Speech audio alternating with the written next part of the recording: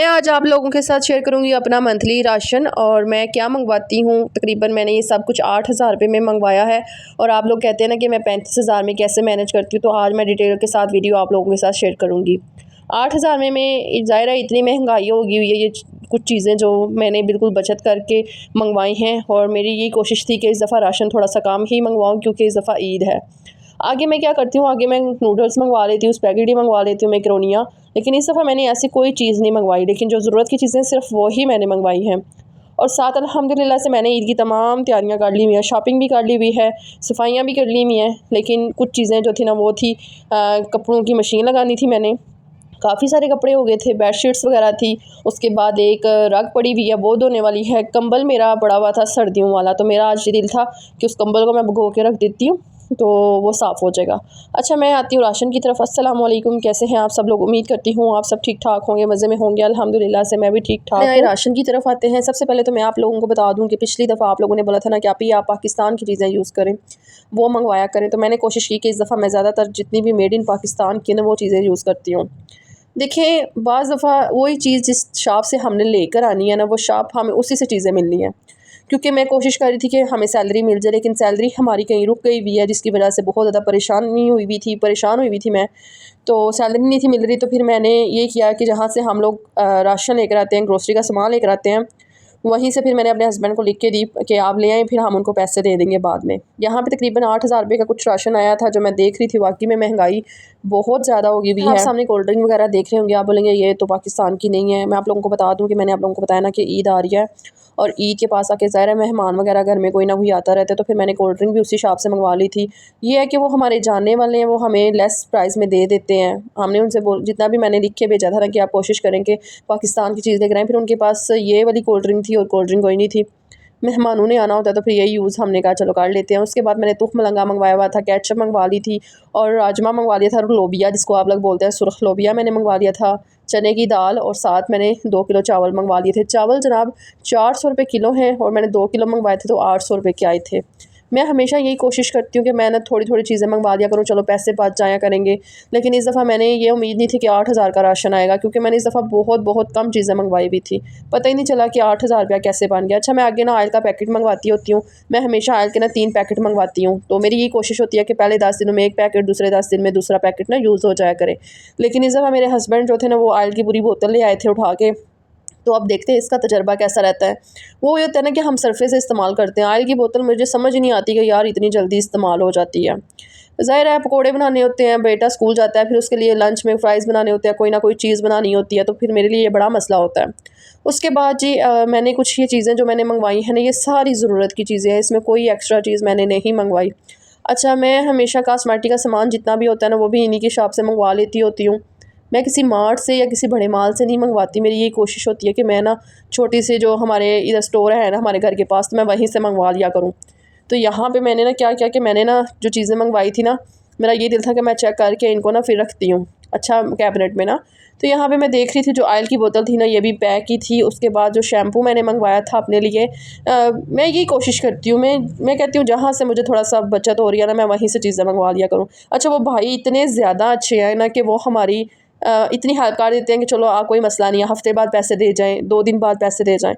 तो मैं भी परेशान सी हुई हुई थी, क्योंकि ये होता है कभी-कभी 31 को तनख़्वाह आ जाती है, कभी-कभी यकम को आ जाती है, लेकिन अभी तक स्टिल मेरे हस्बैंड भी परेशान थे कि हमारी सैलरी नहीं आई है। तो मैंने कहा चलें कोई मसला नहीं। ज़ाहिर आटा ख़त्म हुआ था घर में उस टाइम पे। तो मैं कल गुजरात गई थी ना, जो पैसे मैंने लोन के उठा लिए हुए थे, बस फिर हमारा ये दिल था कि अब पैसे एक्स्ट्रा नहीं उठाने, क्योंकि ऑलरेडी हमारा 40 से 45 हज़ार रुपया लग चुका हुआ है, जो हमें खुद नहीं पता चला कि इतनी जल्दी पैसे लग कैसे गए। हम लोगों ने ना वो बाय करवाया था जो पेंट वगैरह वेदर शीट, और वैसे भी थोड़े बहुत पैसे थे आगे पीछे देने थे जिसके लोन लिया हुआ था, तो वो पैसे ज़ाहिर लगने थे। उसके बाद जब भी मैं चीज़ें रखूँगी, सबसे पहले तो मैंने 8 किलो आटा मंगवा लिया था। 8 किलो मेरा ना पूरा महीना आराम से निकल जाता है, शुक्र अल्हम्दुलिल्लाह। ये होता है ना, सुबह हम लोग नाश्ता नहीं करते गर्मियों में। गर्मियों में मेरा ये दिल होता है कि जो मैंने पैसे रखे होते हैं ना, तकरीबन 1500 रुपया, वो हमारी ब्रेड आ जाती है, या मैंने बन मंगवा लेना होता है, क्योंकि हमारा नाश्ता यार इतना हैवी नहीं करने होता। ना मुझे आदत थी, तो ना ही मेरे हस्बैंड को ये आदत है कि वो सुबह हैवी नाश्ता करें। वो भी कहते हैं कि यार जब नाश्ता करके जाके बैठना होता है ना, तो फिर सारा दिन तबीयत एक बोझल सी लगती है। तो फिर यही होता है कि हम लोग जो नाश्ता है ना वो ब्रेड का कर लेते होते हैं। उसके बाद अभी मेरा ये दिल था कि सुबह के लिए ना आटा गूँथना है, दिन को बहुत ज़्यादा गर्मी होती है, तो रोज़ा रखते साथ ही सबसे पहले बिस्मिल्लाहिर्रहमानिर्रहीम पढ़ के ज़ाहिर है यार हम ख़वातीन हैं, हमें एक-एक चीज़ मैनेज करनी होती है, कैसे मैनेज करनी है घर, कैसे देखना है, क्या करना है। तो वही है ना, मुझे हर एक चीज़ का फिर जैसे 6,000 रुपया हमारा दूर की तरफ चला जाता है, 7,000 रुपया स्कूल की फ़ीस, कारी साहब की फ़ीस, ट्यूशन की फ़ीस, तो काफ़ी सारे खर्चे हैं जो हम लोग वाक़ई में, आप लोग बोलेंगे ये रोती रहती है, हमारे साथ शेयर करती है, नहीं, मैं आप लोगों के साथ एक्सपीरियंस शेयर कर रही हूँ। देखें, आप लोग भी ऐसी ही ख़वातीन हैं जो 40,000 में 4-4 5-5 बच्चों के साथ गुज़ारा कर रही हैं। मुझे पिछली दफ़ा बहुत ज़्यादा कमेंट आए थे ना कि आप भी, हमारे तो इतने बच्चे हैं, हमसे तो मैनेज नहीं होता, आप कैसे कर लेती हैं? देखिए, करना पड़ता है उस टाइम पे, फिर हमें अपनी हर ख्वाहिश मारनी पड़ती है। हम अगर ना भी कोई ज़्यादा चीज़ें बाज़ार से मंगवाएँ, जैसे कि अभी मुझे सैलरी मिलनी है ना, तो मेरा ये दिल था कि 8,000 का हमारा सौदा आ जाएगा, आगे 10,000 का आता है, लेकिन इस दफ़ा ना 8,000 का मंगवाया, 2,000 चलो बच ही जाएगा ना। तो यही है कि ईद है, ईद पे फिर बंदा कहीं घूमने फिरने चला जाता है। खैर, मैं जब अपने मायके जाती हूँ ना, तो मेरे अब्बू और भाई लोग ये हैं कि वो मुझे पैसे खर्च नहीं करने देते, कि जो भी आई है खा रही है, हमारे घर से खा रही है, हमारे साथ जा रही है, ये वो। लेकिन अगर जब मैं ससुराल वालों के साथ जाऊँ, तो वो ज़ाहिर है फिर मुझे अपने पैसे खुद खर्च करने पड़ेंगे। कहीं पे भी किसी के घर जाना पड़ सकता है, किसी जगह पे जाना पड़ सकता है, तो बच्चे फिर ज़िद करते हैं कि ये चीज़ खानी है, ये लेनी है। तो वो फिर मेरा ये दिल था कि थोड़े से जो पैसे हैं ना वो इस दफ़ा अपने पास रखूँ। सिलेंडर ख़त्म हो गया हुआ था, सिलेंडर के इस दफ़ा पैसे जो थे ना वो मेरे पास थे, लेकिन ये था कि इस महीने के जो पैसे हैं ना वो बच जाएँगे, इसलिए। उसके बाद जो बिल हमारा आता था आगे 2,000 3,000 जो बिल आता है हमारा, वो पहले ना ऐसे होता था कि सर्दियाँ थी ना, सर्दियों में हमारा 500 आ रहा है, 400 आ रहा है, इस तरह बिल आता था। लेकिन अभी 1-2 महीना हुआ है, हमारा बिल भी 3,000 ही आ रहा है, क्योंकि 3,000 बिल इसलिए आ रहा है, मैंने ना एसी बहुत ज़्यादा लगाया है। गर्मी इतनी ज़्यादा ऊपर वाले पोर्शन में होती है कि फिर मुझे एसी लगाना पड़ता है। तो मेरा ये दिल था कि अभी ऐसा क्या करूँगी कि आधे घंटे के लिए दिन को लगा लिया करूँगी, रात को 1-2 घंटे के लिए लगा लिया करूँगी ना, तो फिर मौसम थोड़ा ठीक हो जाता है रूम का। लेकिन अभी इतनी ज़्यादा गर्मी पड़नी है ना, कि भी जून जुलाई का मौसम है, फिर सावन में ये होता है चलो मौसम थोड़ा बेहतर हो जाता है, बारिशें वगैरह होती है, लेकिन अब बस और गुम्मा हो जाता है उस मौसम में भी बहुत ज़्यादा। सो उसके बाद यहाँ पे मैं जितनी भी चीज़ें वगैरह थी, मैंने कहा इनको अपनी अपनी जगह पे लगाती हूँ। कल परसों का ना मैं बड़ा सर्च कर रही हूँ दराज पे ना मैंने एक शीशे के गिलास हैं, जार से बने हुए हैं शीशे के ना, तो उसमें चीनी पत्ती और आप शुगर वगैरह जो भी आपने रखना होता है वो रख लिया करें। तो मैंने कहा इतने पैसे मैं कैसे मैनेज करूँगी, वो तकरीबन मिल रहा था कोई 4,000 रुपये के ना जार थे, बड़े खूबसूरत से जार थे। तो मैंने ना अब क्या किया कि हमारे घर ना जैम बड़ी आती है, तो मेरे पास जैम वाले जार पड़े हुए थे, तो मेरा दिल था कि चीनी पत्ती इस जार में डाल के रखती हूँ, प्यारी लगेगी ऊपर, जब मैंने इनको काउंटर पे रखा होगा तो एक अच्छी सी लुक आ जाएगी। तो यहाँ पे बस फिर मैंने ये किया कि उन जैम वाली बोतल्स को धो के उनके ऊपर से स्टिकर उतार के ना, तो मैंने क्या किया कि मैंने चीनी पत्ती इसमें डाल दिया। अच्छा, मेरे भाई लेकर आए थे कोई तकरीबन 5 से पता नहीं शायद 5 किलो थी चीनी का पैकेट, याद नहीं पड़ता, लेकिन मेरे भाई ने छोटी ईद पे मेरे लिए ना लेकर आए थे चीनी का पैकेट, तो वो माशाल्लाह से हमारा 2 से 3 महीने निकाल गया। अभी भी 2 जार फुल हो गए थे, ये हमारा महीना आराम से निकल जाएगा।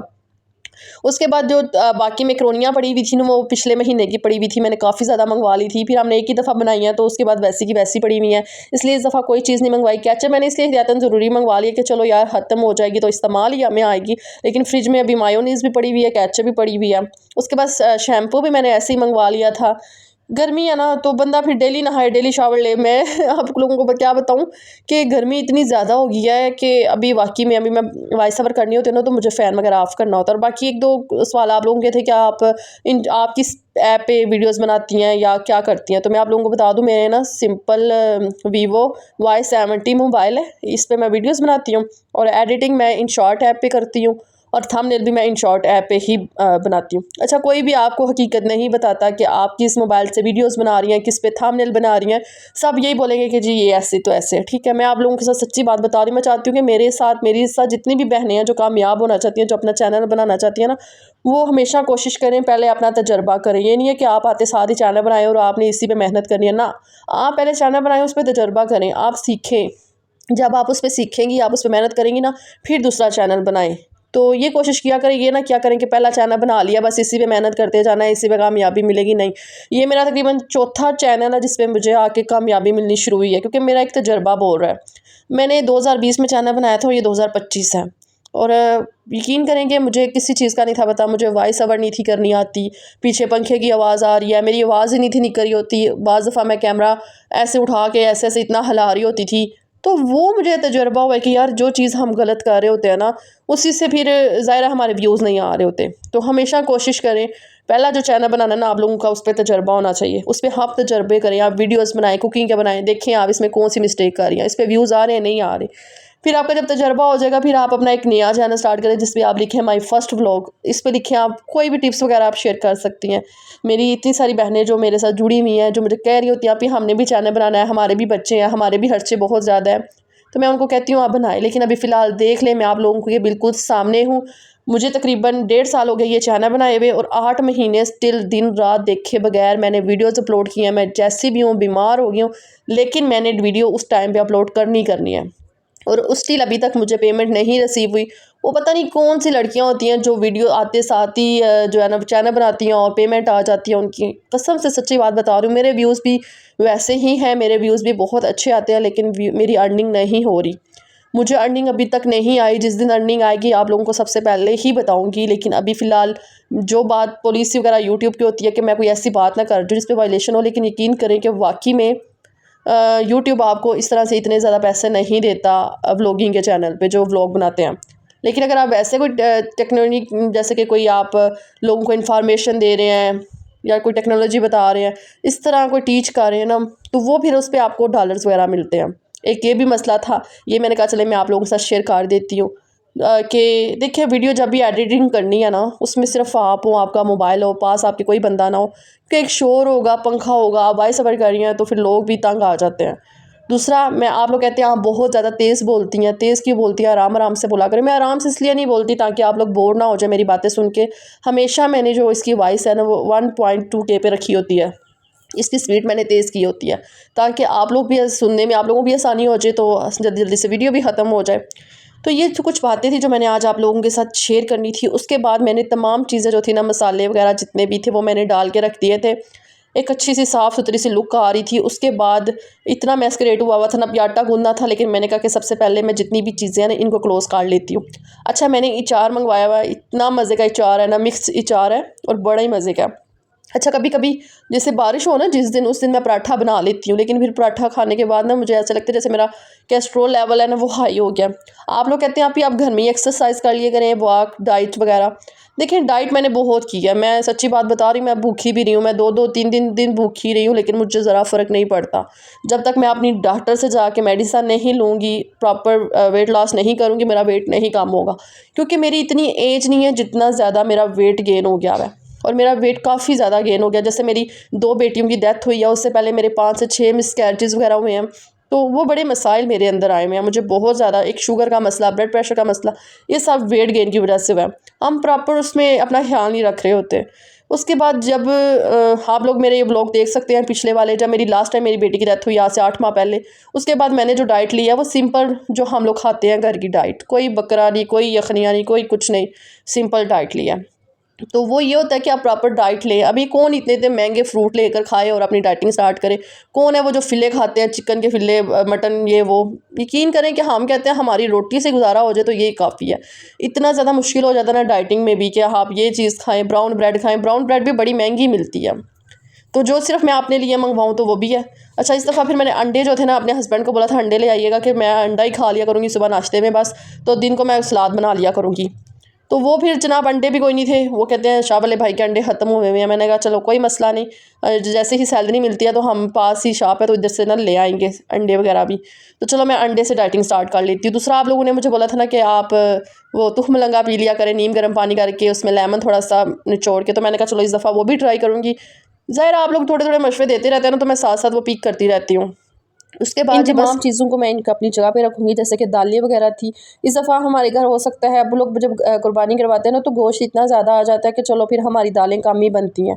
तो फिर ये है कि गोश्त वगैरह बनता रहता है, साथ साथ पुलाव बनता है। अच्छा, जब गोश्त आ जाएगा ना तो फिर हम 2 दिन सालन कर लिया करेंगे, फिर मसला नहीं होगा। कल वाली वीडियो में मैंने आप लोगों को बताया था ना कि मैंने सारी ईद प्रिपरेशन वगैरह कर ली हुई है, अल्हम्दुलिल्लाह से सारे काम हो गए थे, शॉपिंग वगैरह भी हो गई थी। ये थोड़ा सा काम था, ये रहता था, बाकी इंशाल्लाह अभी दिल कर रहा है कि मायके जाके रहें। बस मेरे बेटे को छुट्टियाँ हो जाए ना तो फिर मेरा ये दिल है कि जाके रह आते हैं, थोड़ा सा सुकून, थोड़ा सा रेस्ट हम लोग भी ले आएँ। रेस्ट अपने घर ही होती है, अपने घर ही सुकून आता है। लेकिन फिर भी एक होता है ना कि चलो ईद आ रही है तो जाके बंदा वहाँ रह आता है, वहाँ पे जाके फिर ये है कि व्लॉग आपको मिलेंगे मज़े मज़े के। यहाँ पे घर में रह के फिर आप लोगों के साथ वही रूटीन, वही बातें, वही चीज़ें, तो इसलिए फिर मेरा दिल है कि इंशाल्लाह मायके जाएंगे। तो ये बस इन चीज़ों को मैं उठा के रखती हूँ अपनी अपनी जगह पे। मैंने साथ साथ अपने बेटे को भी लगाया हुआ था। मैंने कहा चलो मैं जितनी देर में ये चीज़ें वगैरह उठाती हूँ रखती हूँ, तो आपने क्या करना है, इन सबको ड्रा में रखना है। अच्छा, यहाँ पे काफ़ी सारी चीज़ें थी जो मैंने रख दी हुई थी। उसके बाद आटा गूंद के रखना है। और मैं जब रूम से बाहर आई ना, तो मैंने अल्हम्दुलिल्लाह से किचन भी साफ़ सुथरा कर लिया हुआ था। और किचन साफ़ हो, आपका आधा घर साफ़ लगता है, आपको लग रहा होता है कि आपका घर साफ़ है। अच्छा जी, मैंने जो कंबल रखा हुआ था ना, मेरा दिल था कि चलो मैं उसको भिगो के रख देती हूँ, चलो 1-2 दिन पड़ा रहेगा तो साफ़ हो जाएगा। ज़ाहिर है बाहर धूप इतनी ज़्यादा सख्त होती है, पानी भी टैंकी का थोड़ा गर्म ही था, तो मैंने कहा कि चलो मैं थोड़ा सा सर्फ़ डालती हूँ और ये 1-2 दिन पड़ा भी रहे ना तो मसला नहीं है। लेकिन ये है कि बारिश ना आ जाए, आंधी ना आ जाए, क्योंकि उस टाइम पे मिट्टी बहुत ज़्यादा होती है। फिर जब आंधी आ जाती है ना, तो या बारिश आ जाए तो फिर ये पानी गंदा हो जाएगा, फिर इसमें से ना एक अजीब सी स्मेल आती है।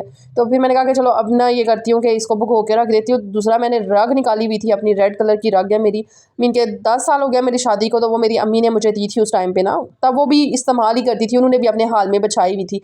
लेकिन मैं गई थी, मैंने कहा अम्मी मेरे पास रूम में रखने के लिए कुछ भी नहीं है, तो ये मुझे दे दे, तो अम्मी ने वो मुझे दे दी थी।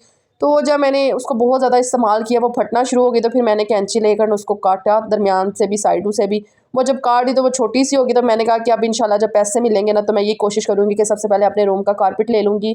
कारपेट भी बहुत ज़्यादा महंगे 8-8 हज़ार से स्टार्ट हो रहे हैं। लेकिन मैंने सुना है कि पंजाब उधर लाहौर इस्लामाबाद वाली साइड पे ना कारपेट सस्ते हैं। फिर भाई असर का टाइम था और असर के टाइम पे ना मेरा ये दिल था कि इसको मैं धो देती हूँ ब्रश से या झाड़ू लेकर ना। छोटा सा है, तकरीबन 15-20 मिनट लगेंगे, तो इसको मैं धो के फैला दूँगी। कल इंशाल्लाह सुबह तक ये ड्राई हो जाएगा, तो फिर मैं इसको अपने रूम में डाल दूँगी। क्योंकि ज़ाहिर है फिर ईद पे अगर कोई आए ना आए, लेकिन अब्बू तो भाई लोग तो ज़रूर आएंगे, तो फिर ये मैंने कहा कि ये डाल के ना ऊपर थोड़ा सा कपड़ा, दूसरी चादर या दस्तारखान लगा के, तो नीचे बैठ के बंदा खाना वगैरह खा लेता है। क्योंकि मेरे पास टेबल है, उस पर फिर मैंने इस्त्री स्टैंड बनाया हुआ है, उस पर मैंने चादरें वगैरह रखी हुई हैं, चीज़ें वगैरह रखी हुई हैं। उसके बाद जी साथ मशीन लगा ली थी मैंने कहा कि मैं सबसे पहले आज संडे है तो साथ मशीन भी लगा लेती हूँ, क्योंकि मेरे कपड़े भी बहुत ज़्यादा थे और मेरे बेटे के भी कपड़े बहुत ज़्यादा हो गए थे। जब आंधी तूफान जो 3-4 दिन से आ रहे हैं, इस वजह से फिर मैं मशीन ही थी लगा रही। लेकिन आज मैंने देखा ना कि धूप सख्त निकली हुई है, तो फिर मैंने साथ ही मशीन लगा ली थी। अच्छा, मेरा ये जो वॉशरूम का ड्रेन है ना, वो ख़राब हो गया हुआ है, जितना भी पानी है ना वो सारा खड़ा हो जाता है। पता नहीं इस पाइप को क्या मसला हो गया है। सुबह बंदे को बुलाएंगे, जाके चेक करें कि क्या मसला कर रहा है। अच्छा, बाज़ दफ़ा ऐसा होता है ना कि हम जो भी काम शुरू करते हैं या कोई भी काम ऐसा होता है जो हम कर रहे होते हैं, बड़े मसले खड़े हो जाते हैं। अभी जैसे कि मैंने सबसे पहले बाहर करने लगी थी, तो जब पता चला कि वो पानी नहीं है टैंकी में सो उसके बाद फिर मैं अंदर आई। अंदर आके सबसे पहले मैंने जब मशीन लगाई है तो लाइट ऑफ हो गई थी। फिर जब लाइट आई है तो फिर वो पानी बंद हो गया था।